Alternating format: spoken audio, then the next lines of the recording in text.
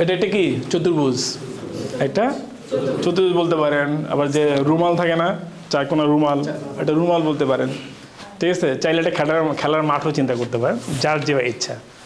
So এটা একটা কি আছে এবং লেন্থ এবং উইথ আছে। ঠিক আছে, সো আমরা জানি এই length into with equal to area.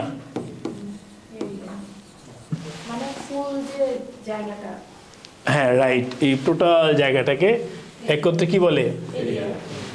Area বলে। টোটাল জায়গাটাকে কি বলে একত্রে? এরিয়া বলে। সো এরিয়া আমরা কীভাবে পাই?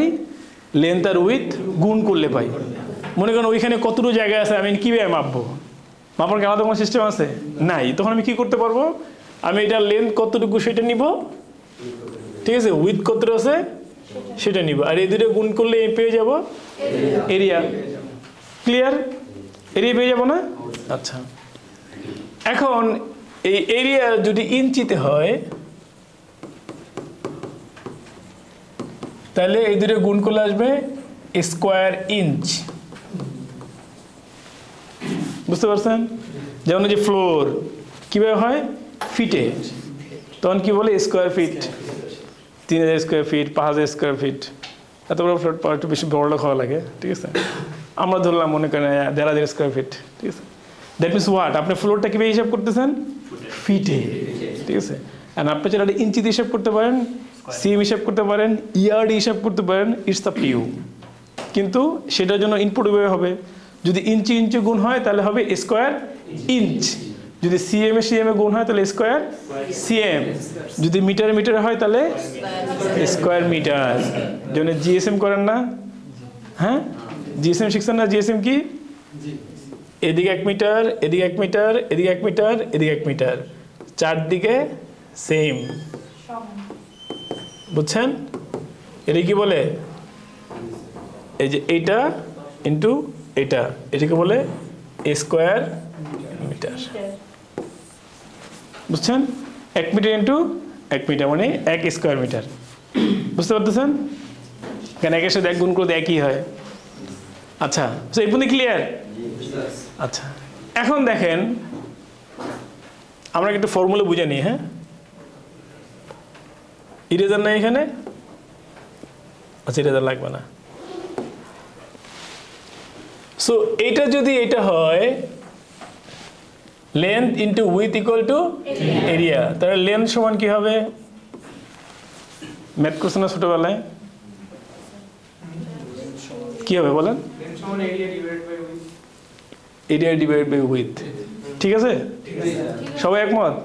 ওকে, তাহলে লিখি এরিয়া ডিভাইড বাই উইথ। এইটি হলো আমার ওভেন ফেব্রিকের কনভেনশন। ওভেন ফেব্রিকের কনভেনশন কি? Area divide by width. শেষ কনভেনশন। কি বিশেষ হলো না? শেষ, সত্যি শেষ। আবার বুঝে থাকে ইউ ক্যান লিভ নাও। না, আলোচনা এখানেই ক্লোজ। সিরিয়াসলি, এখন আমি একটু বুঝি এই লেন্থ কথাটা কোথা থেকে আসলো। ওভেন কনভেনশনে আমরা কনভেনশন মানি হলো আমার একটা ফেব্রিক কত গজ লম্বায় লাগবে। কেন আমার ফেব্রিকের উইথ কি ফিক্সড থাকবে, মেশিনের মধ্যে উইথ যেটা থাকবে সেটা ফিক্সড, সেটা আমি বাড়াইতে পারবো না, কমাইতে পারবো না। এখন আমি বলি 1 ডজন গার্মেন্টস তৈরি করার জন্য আমার 15 গজ ফেব্রিক লাগবে, এর মানে হলো আমার কনভেনশন ইন লেন্থ 15 গজ লম্বা। বুঝতে পারতেছেন? দ্যাট মিনস ওভেন কনভেনশনের ক্ষেত্রে কনভেনশন মানি হলো লম্বায় কত গজ লাগবে, সেই লম্বায় কত গজ লাগবে সেটাই আমি বের করবো এই যে লেন্থে। বুঝতে পারতেছি? সো কনভেনশন মানে কি? লেন্থ মানে কত গজ লম্বা লাগবে। কেন? With is fixed. উইথ কি ফিক্সড।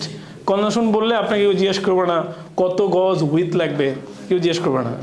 কনভেনশন হলো কত গজ লম্বায় লাগবে। এখন গজ হইতে পারে, মিটার হইতে পারে, দুইটাতে করি। যে বলেন, আমি কিছু কিছু ফ্যাব্রিকের রোল দেখছি ছোট বড় উইথটাও একটু ডিফারেন্ট ভেরি করবে, বাট কনভেনশন মানেই হলো লম্বায় কত গজ লাগবে।